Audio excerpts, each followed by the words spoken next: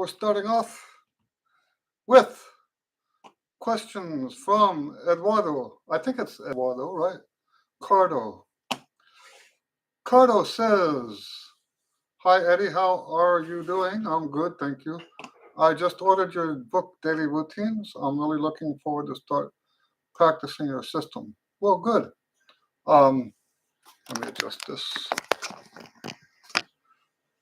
He says, "I have many questions like how do I know which routine to choose? Am I supposed to struggle a little with the top notes from the exercises or should they come easy?" Let's start with that question first. Um, that's one of the tricks, right? Getting started. Even for me, I've been teaching out of this method for a long time. I can sometimes get that wrong. Where do we start a student? And a lot of it has to do less with range and more with endurance.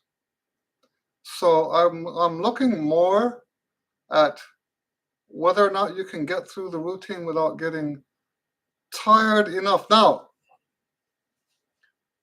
one thing I've learned over the years is that different people have different definitions of fatigue, of getting tired. To me, when I say tired, we're talking about tired enough that you can't get all the notes, right? So, um, if you, how do I put this? If you're practicing a routine and you get through 75% of it, and the last 25% is a struggle, and the top notes at the end are just not coming out. Um, that might be a little too hard for you. Um, but that said, it depends on how severe that is. So yeah, that's a hard question to answer. What I would do is just to get started, play that first routine, even though it's way too easy. Okay, play that first routine. Maybe even keep notes and write down how hard was it, how difficult was it to get through the whole thing. We're not as concerned with getting the top notes as we are with the endurance. So then you do the second routine, um, and write notes about that too. And as you get higher, you should start to experience more issues with the endurance. Okay. Second question. Um, since I've never really practiced lip or mouthpiece buzzing before, is it okay if I start the buzzing exercise from the first routines and then go straight to the long tone exercises from a more advanced routine? The answer to that is absolutely yes. You can do that. You can even skip the lip buzz if you need to. You can skip the lip buzz. Um, we do the lip buzz because it's beneficial. When it stops being beneficial, then you should stop doing it. And there are students that I have told, don't do the lip buzz because the way they're doing it and the frustration they have and stuff like that, I actually tell them don't do it, right? Um, Now, I had one student who said, I'm going to get this right. And he's been working. He's the one student that's been taking lessons with me the longest. I think he's been with me for like 10 years or longer. And he still does the lip buzz. And you know what? Eventually he did get to where it came out correct. So, hello, Karen. Nice to see you. Gabrielle, nice to see Gabrielle here. Gabriel says, hello, Eddie and friends. Unfortunately, on Saturday, this time I work, but I hear by the headset. That's very good. All right. So yes, it doesn't matter. What matters most is the order of the exercises. And now, if you're doing lip buzz, and the problem with the lip buzz is that you don't have the range to do, the more advanced ones. Let me pull out that book on my computer and we'll take a look at that. These are very different. I don't do these anymore. I practice the new books now, but it's nice to go back and revisit.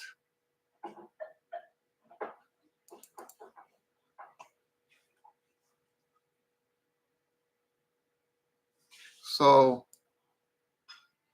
let's say we go to group 3. Back in those days, I called it group of exercise, right? Group 1, group 2, group 3. Group 1 would be the equivalent of today's pioneer. Group 2 would be the equivalent of today's tyro, and group 3 would be the equivalent of today's player. So the lip buzz at the player level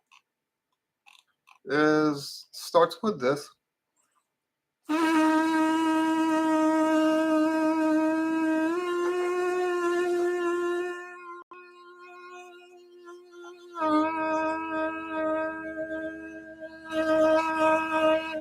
And notice I did put fermatas on all 3 of those notes. It progresses up. I'm skipping to number 3.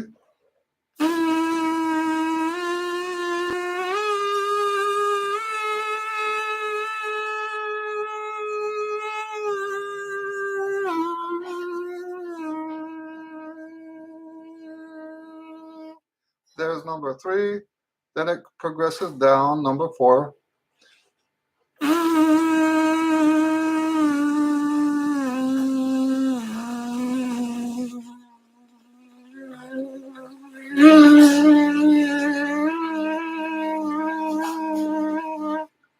Okay. Then we have like a little slow trill.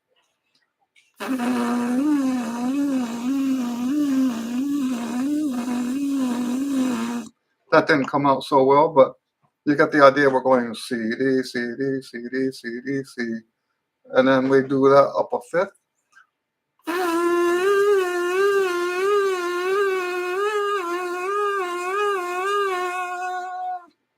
And then we have a little interval thing.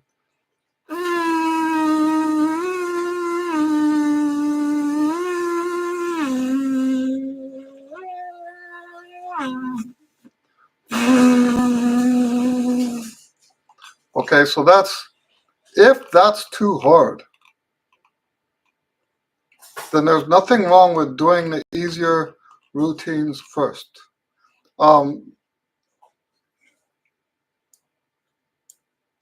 I think probably the most important exercises out of what I just did are numbers 5 and 6, the little trill ones, because the trill one, you can almost not even see my lips moving. If you have like I call it a trill, it's not fast enough to be a trill, but you're going the same note up and down, right?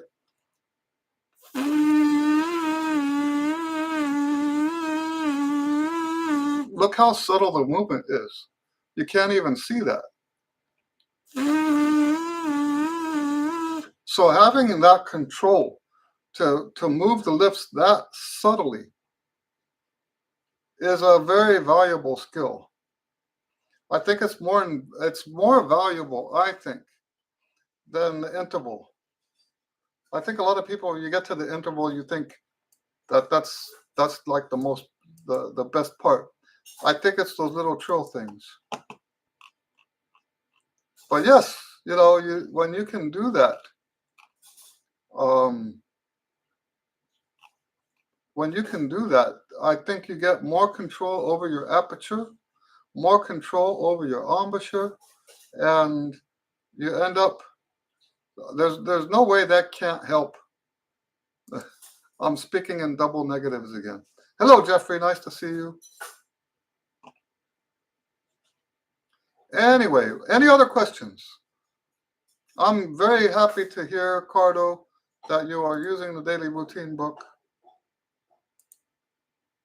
That was, let me tell you guys this story. That was my second book, right? The first book was an absolute failure. And when I say that, what I mean by that is it did not do what I intended it for to be done.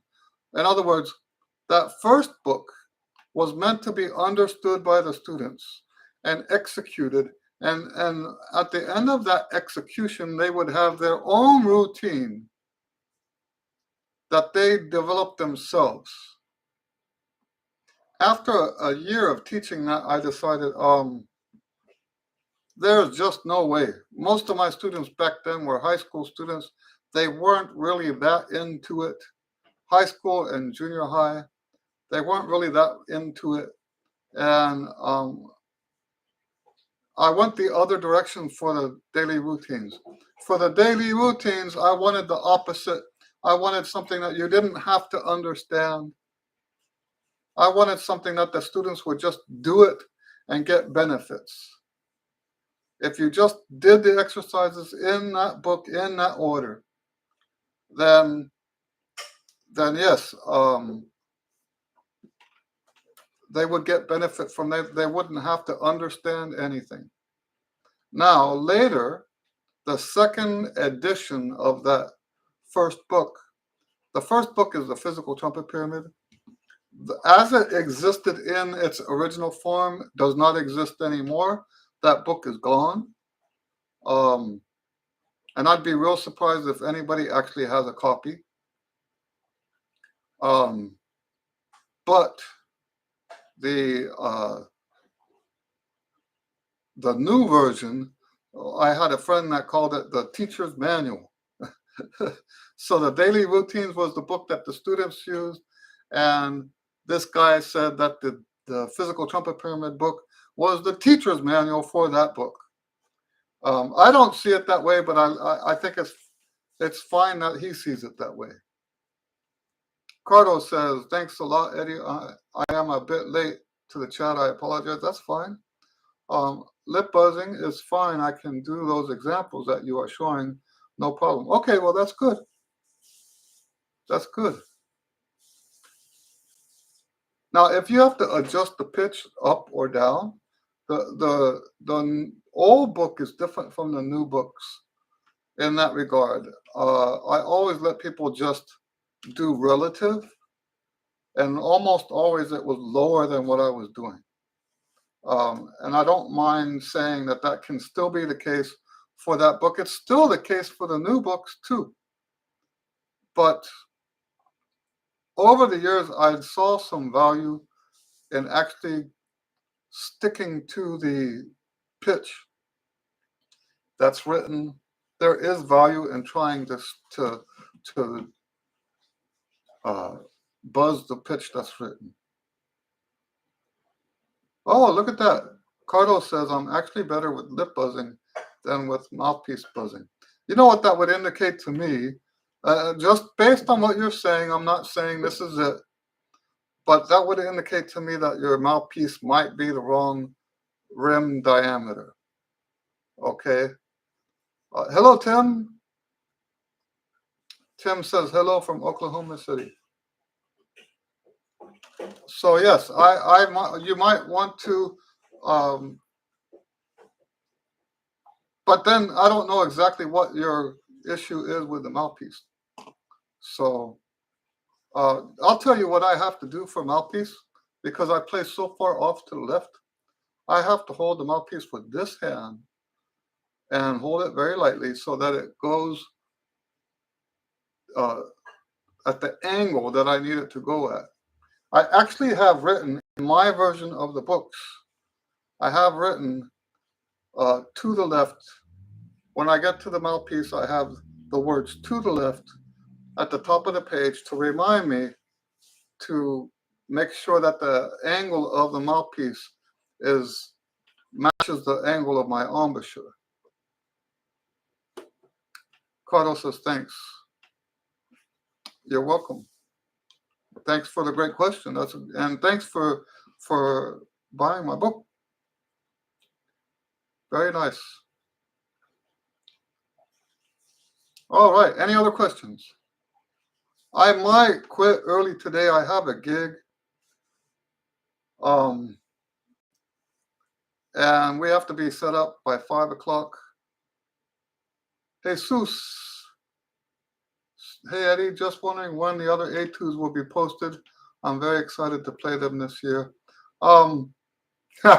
So I got a lot of those questions on the first etude. What he's talking about is the All-State etudes. They chose 2 of my etudes this year, and I published the video of the second etude first because I recorded it before Wednesday.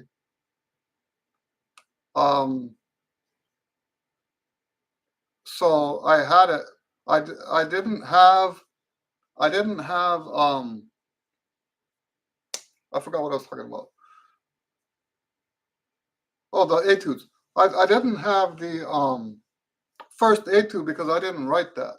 I had to wait just like you guys to download it on Wednesday.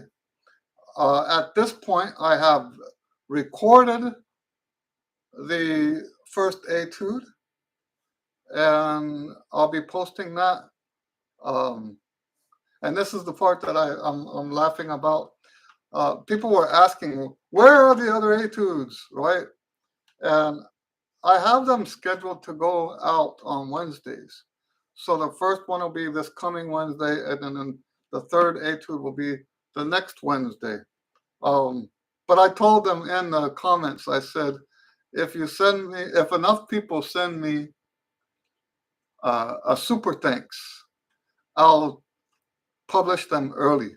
And so someone last night actually, someone actually asked last night, no, actually sent me a $5. And I thought, well, what am I going to do with that, right? So I think what I'm going to do is for every super thanks that I get, every super thanks dollar, I'll move the publishing date ahead by an hour for each dollar. So he gave me $5. So I was scheduled to have it released at 7 o'clock Wednesday morning. So now I'll put it out at 2. If I get any more super thanks, I'll keep pushing that. So like if they wanted a whole day earlier, then they can send me $19 and it'll be a whole day earlier. Now, you guys know me. I don't do that. It's for me, it's almost kind of I don't know, like a game. So yeah, that's what I'm kind of figuring on. Other than that, it's going to come out Wednesday for the first etude. Like I said, it's already recorded. What's holding me back on the third etude is on the third etude, I'd like to have the bass line. The third etude is based on the chicken. If you haven't heard the chicken, it's a tune that we play a lot with a band here in town called TKO. And yes, it's named after the song. The band is named after the song. Love TKO, I think is the name of the song. They called the band TKO. And we play the chicken. I don't know if you guys have heard.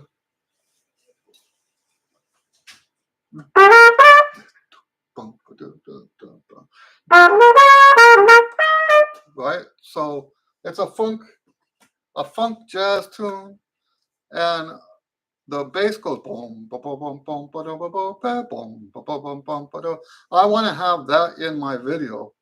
I just haven't figured out how to get it there. So that's kind of holding me up a little bit. I really, on that tune, on that etude, I really want people to hear how the etude fits with the bass line. So that's why I'm doing that one last, and the first etude is next. Cardo says, yes, my name is actually Eduardo. Yeah, I remembered that from somewhere. We used to have a saying when I was in high school, Eduardos of a feather stick together. I work with some bands. They don't call me Eddie, they don't call me Tiger, they call me Eduardo. Tim says, is your gig going to be live streaming? Would love to watch. No, it wouldn't be. It's someone's wedding reception. I'm playing with a band called the Royal Dukes. It'll be only my second time playing with them. Jesus says, oh, interesting system, sir. Thanks for answering my question. You're welcome. Cardo says, it's always difficult to find the right angle with the mouthpiece. That's right. So let's talk about that. Never, let me get a bigger mouthpiece. This is what the F1 is very short. Oh, I have my horn right here. Okay.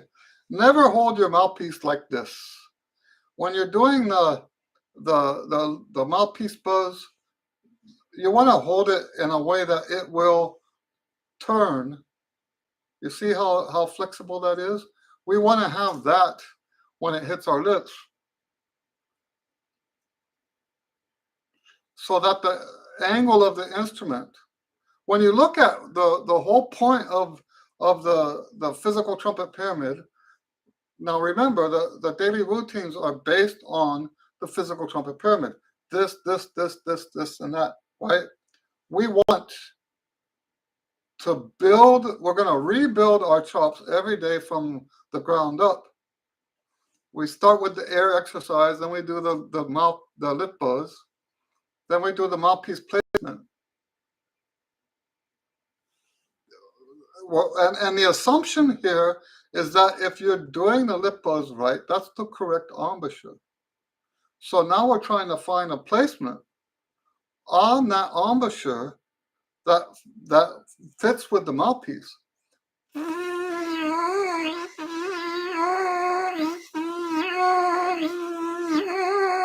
Right, where the whole point of the mouthpiece placement exercise and the mouthpiece exercise is to find that angle.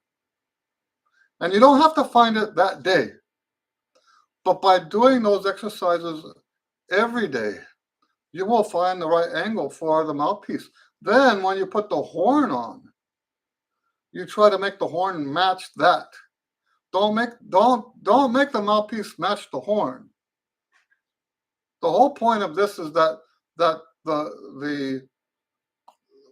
we're trying to improve what you're already doing.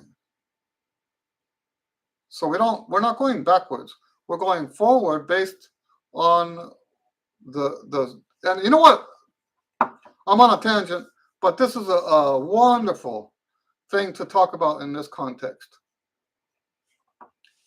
When you do this exercise, not just this exercise, this order of exercises.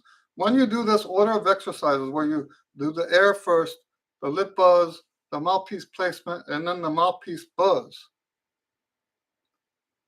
I believe that this prevents you from having to deal with issues as your teeth and your face structure change over time. So let's say, because as we grow, the teeth move. As we grow, the lips change shape. If we're doing this reconstruction every single day, then you don't go through that period that a lot of people go through where they put the mouthpiece on their face and it feels wrong. There's people, it's infamous. There are people who had to get dental work because something shifted in their face and now they can't play anymore. I believe, and it's just a theory, it's just a belief, but I believe that if you do that series of exercise, you're going to alleviate any of those issues that will come up because you're relearning to play every single day. You're relearning where is that spot every single day.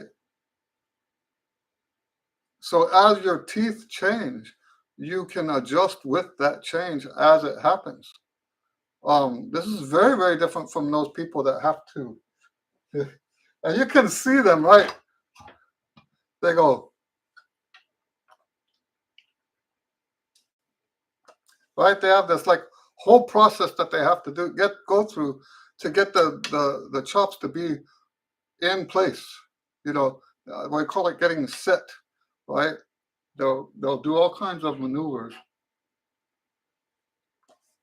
and then play. We don't have to go through that because each day we're rebuilding onto that spot again. So, and I know I said that was a tangent. Let's go back to what we were talking about. Talking about the angle. We want to hold it in a way that will accommodate whatever that angle is. And then we make the horn fit that. So I was not aware originally that I play so far off to the left. I play way far off. I'm so far off to the left that the inside rim is in the center. That's how far off I am. The inside rim is in the center of my lip. That's the position I play.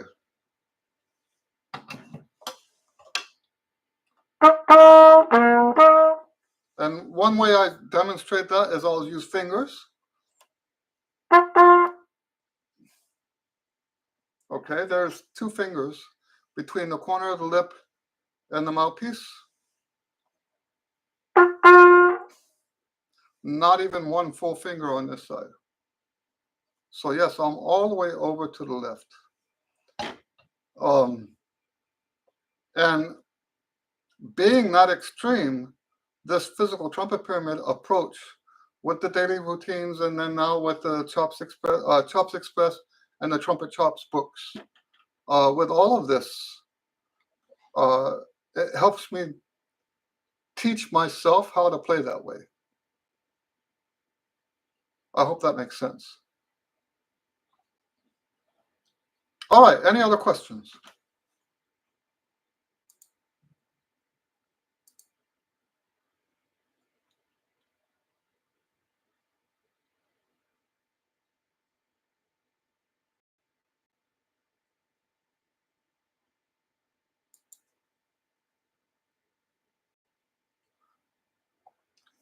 Hello, Jordan. Aloha. Jordan says aloha from Hawaii. I was just looking at something about Hawaii recently. I don't remember what it was.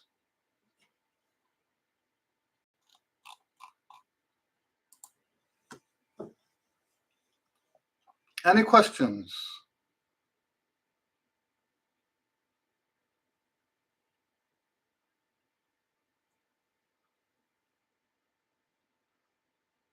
Hello, Dennis. Dennis says, greetings from Dallas, Eddie.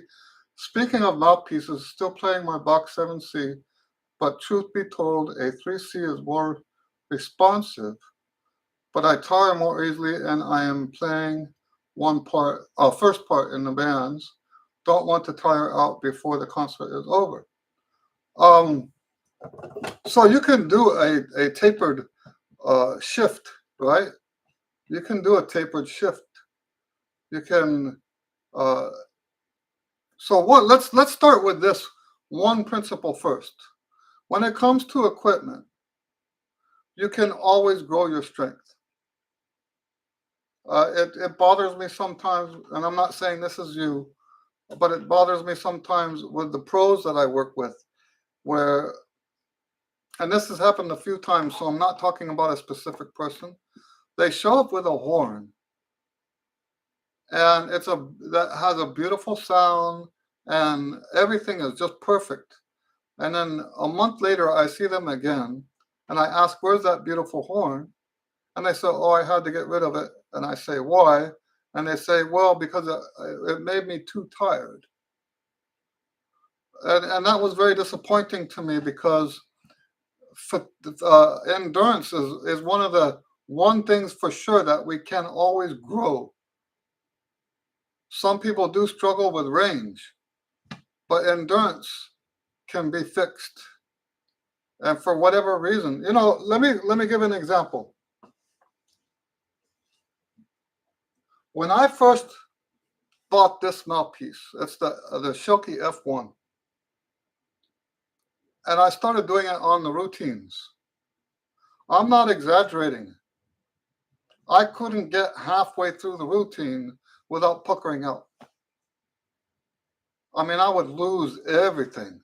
I'm halfway through the lip slurs, and it's like I'm going like.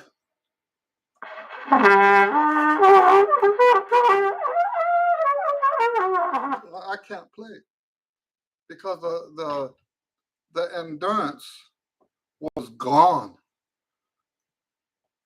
and so. But this mouthpiece has the sound that I want to have. You guys know that I'm doing Warburton. I'm still looking for a combination in Warburton that comes close to this. I haven't found it yet. This is a lot of times when I'm playing on my videos, this is the mouthpiece I'm using. It depends on what the context is. Sometimes I'll use the other one. But yes,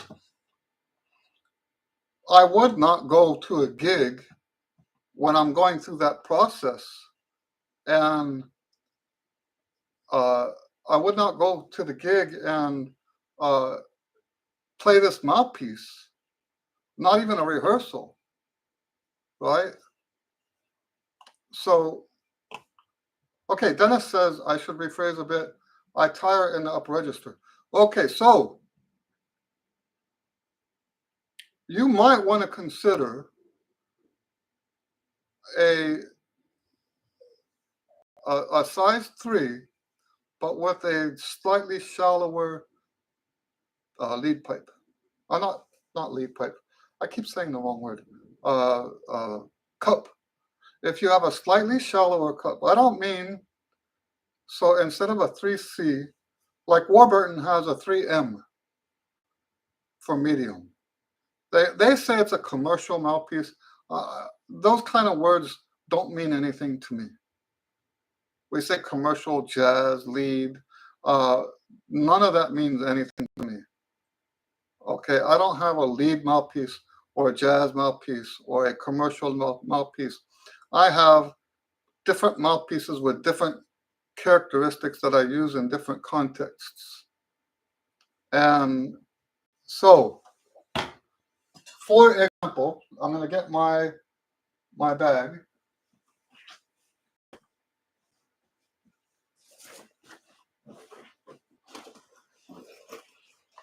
The mouthpiece I use tonight will not be one of the mouthpieces I use here at home. Oh, where's my bag?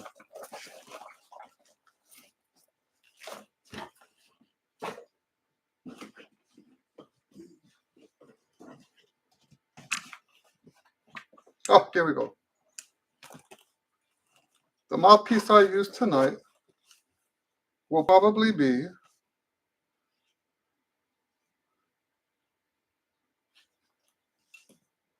this Warburton 2SV. Now that's pretty shallow. I'll hold it up to the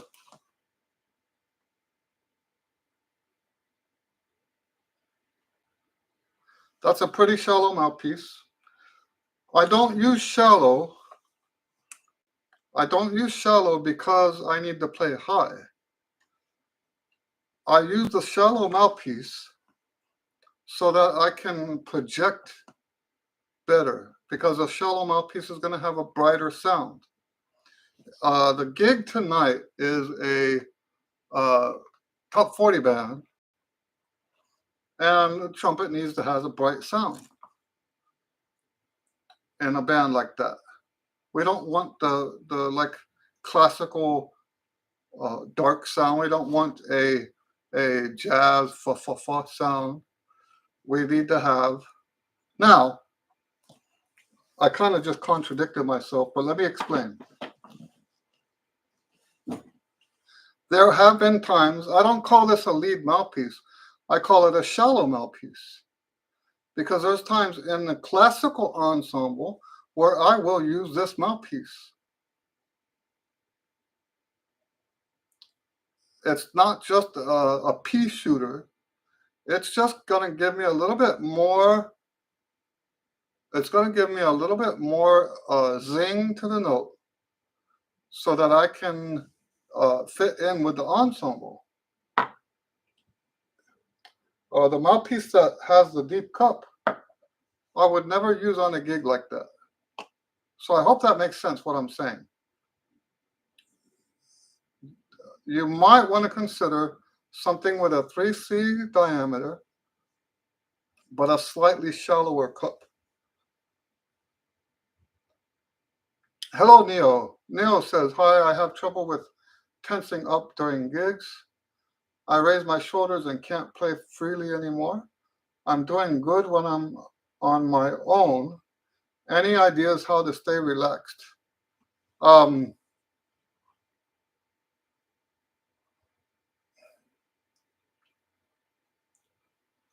Yeah, you know, where I have problems is the whole relaxed thing. And I understand that you're talking about you compared to you. And that's, I think that's a legitimate concern. I just don't like those words. I don't like tensing. In this context, I don't like the word relaxed. And let me tell you, you know, I wrote an article about body tension, and it was sort of a rebuttal article because I've heard so many people talk about body tension, and I don't think they get it right. So to me, body tension is when you have opposing muscle groups flexing at the same time. Now, for example, if I push both hands together, that creates body tension all through here. I have the left hand pushing against the right hand. Okay, now if we're throwing a ball, body tension is when you have the muscles flexed for throwing the ball, and at the same time, the muscles flexed for holding the hand back. So you have this like real labored motion, right? And you can see that and you can feel that. If you try to move your hand, flex the muscles that move your hand this way and this way at the same time, and you see how my arm's shaking. I'm flexing both sides. That is what I call body tension. And we get body tension in trumpet when we, for example, support from the diaphragm, but hold back from here. Right? Some people call it sitting on the toilet. Okay? That's kind of gross, but it's a great way of looking at it. I don't believe relaxing is the answer. People say relax. What do you mean by that? You cannot play the trumpet in a relaxed format. Now, you can say, like in your case, you're being very specific about this time compared to that time. You're talking about practice compared to performance. And you can say, I'm more tense in the performance, and you can say I'm more relaxed in the practice time. But really ask yourself, how much does that help? Because you have to have some tension. Like when we're blowing from the abdomen, there has to be tension there. There has to be tension. The air has to go against the lips. Without the tension between the lips and the air, it won't make a sound. There has to be tension. What we don't want is what we should call, more appropriately, unnecessary tension. So when you're throwing that ball, you don't want the muscles that hold the arm back to be tense at all. We want those muscles to be so free that the arm can that shows you how long it's been since I've thrown a ball. But anyway, you get the idea, right? We want the muscles to go unopposed. And I believe that when you analyze what creates those groups of opposing muscles, it originates up here. The source of body tension is all mental.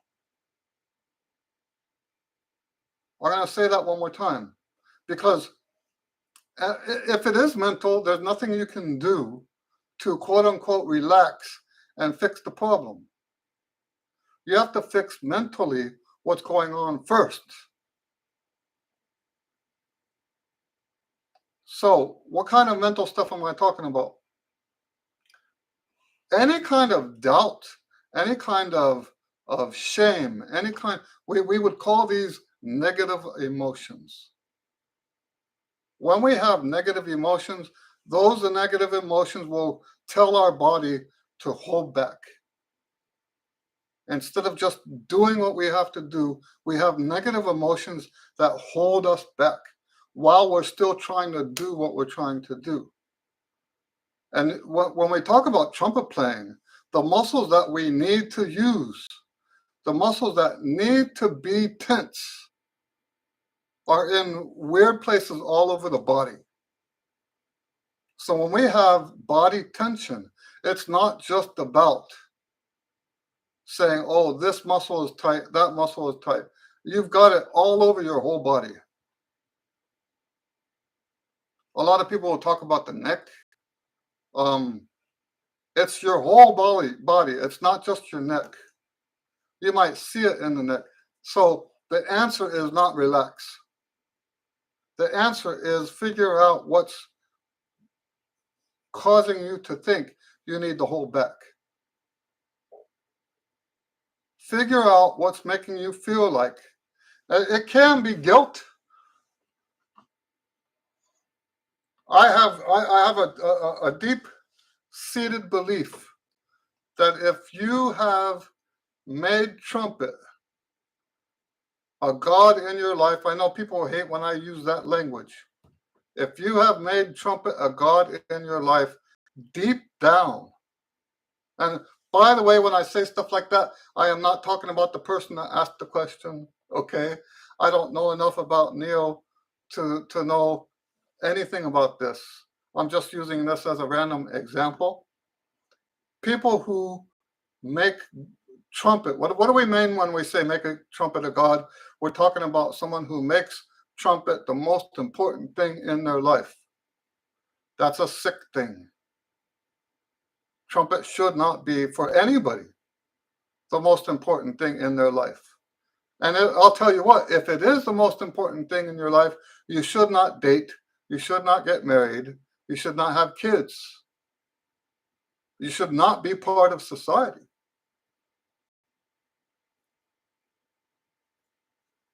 The other people have to, anyway, I won't go into that. But I do believe that people who live that way, where trumpet is the most important thing, and, and to the point where they worship trumpet as if it's a god. They have to worship the trumpet by practicing every day. Okay. Um, when they go to perform, I believe that they know deep, deep, deep down that the way they're living their life is wrong. I believe that they know deep, deep, deep down that they have, because if you make trumpet the most important thing in your life, you are neglecting other things in your life. It's simple mathematics. If trumpet is the most important thing in your life, you are neglecting things that matter. So you get on stage in a context like that, and once again, I'm just using it as a random example. You get on stage and you've been living your life like that. Your deep, deep down, your confidence has been compromised. We think it's going to be the other way around because, and this is why I call it a God. We think that if we worship that God enough, that God will reward us with a great performance. That's not how it works. Because that God that we're talking about is actually Satan. And he doesn't give what he promises. Okay? I've never seen anybody that lived like that got what he was hoping for. Okay? Anyway, once again, I'm just using that as an example. There are other things that we can do in our lives that will cause us to question why we're there.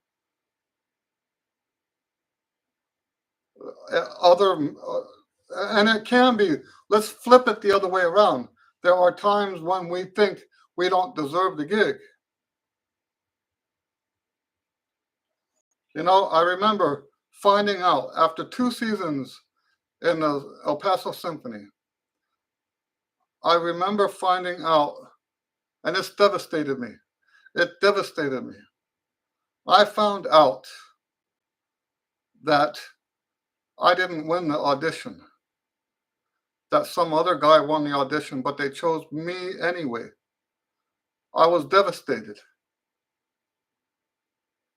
I was devastated.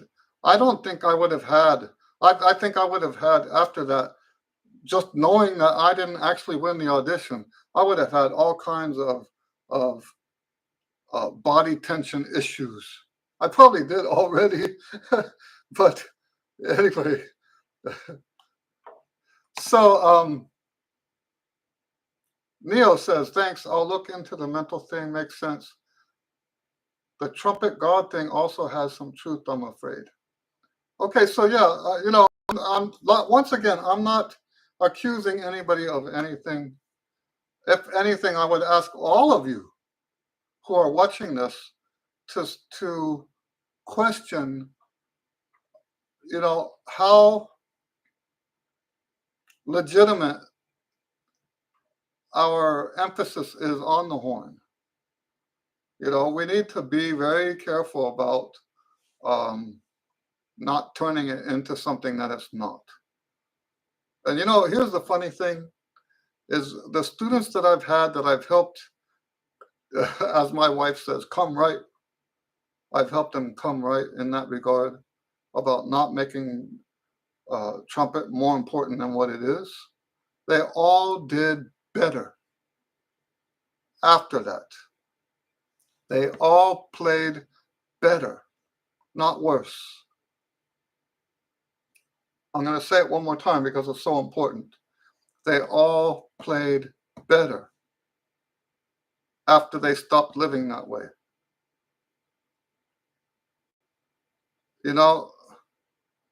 I'm getting old now, and I look back at my life, and it's almost cliche. You look back and then you realize that what really mattered is the people. You know how you hear the stories about guys on their deathbed and they say, oh, nobody says, oh, I really wish I could have gone to work one more day. Well, it's the same thing for us trumpet players. You get you get old and you don't say, "Oh, I really wish I had one more performance." Uh, it's the people that matter, and what makes the performance itself special is the people we share that performance with. That's what makes, I had a student today, this morning, that we were talking about plateauing. And he says he feels like he's reached a plateau. And I told him last week, I don't agree with that.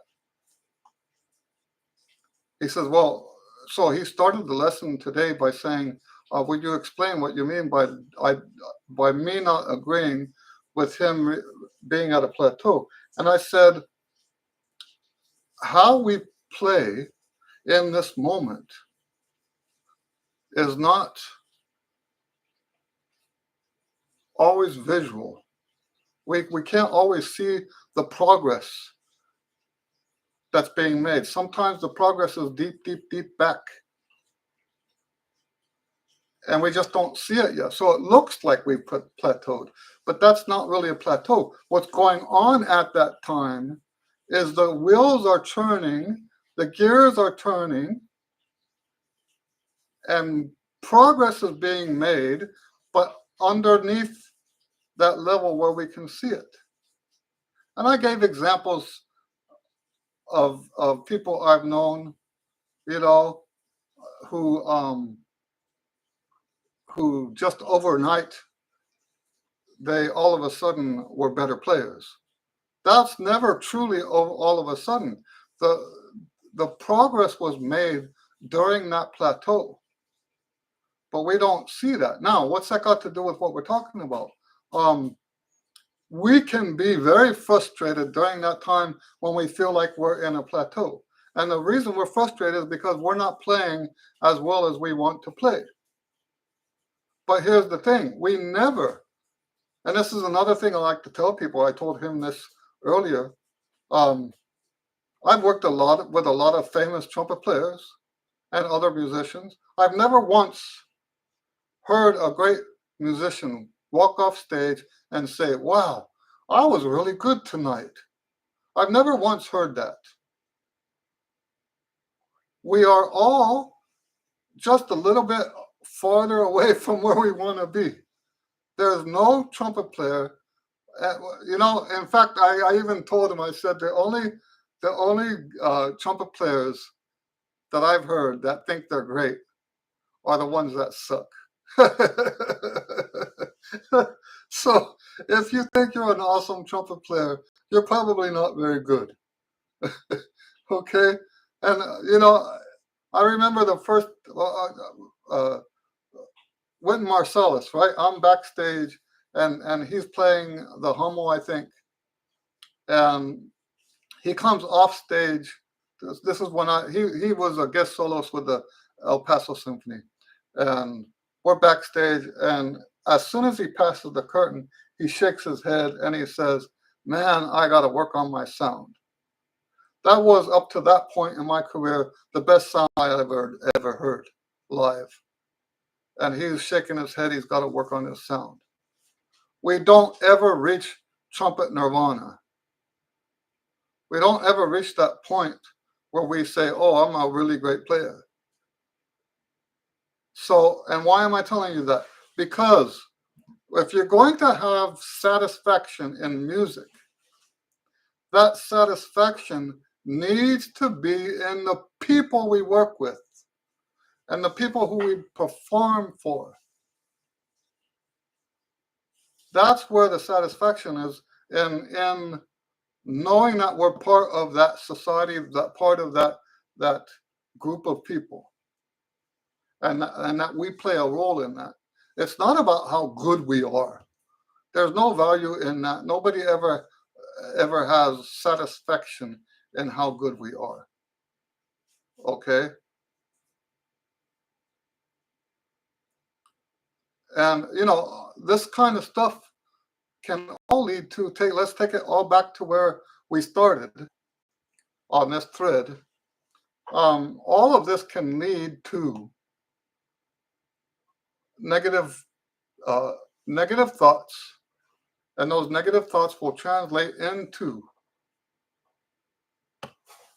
body tension. This pushing and pulling back at the same time. Cardo says that's very deep. Karen says, do we tend to remember the parts we nailed or the parts we messed up? I think that depends on the person. I don't think we should ever stop being self-critical, but it should be clinical. It shouldn't be emotional. So I do think it's good to, if you did a good job, it's okay to say, yes, I did a good job. But no, I've never seen anyone say, oh, I'm so wonderful, that this is as good as I ever want to play. No, everybody wants to play a little bit better.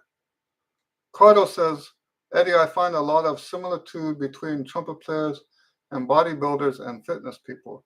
I think it's all fields. I think it's all fields. Anyway, like I said, I've got a gig and set up. I have to be set up by 5 o'clock. So that gives me just very little bit of time to get dressed and showered and all that. So we will see you guys next time. I do have a gig next week too. So we'll see you next week. And God bless you, and we'll see you next. Have a great weekend.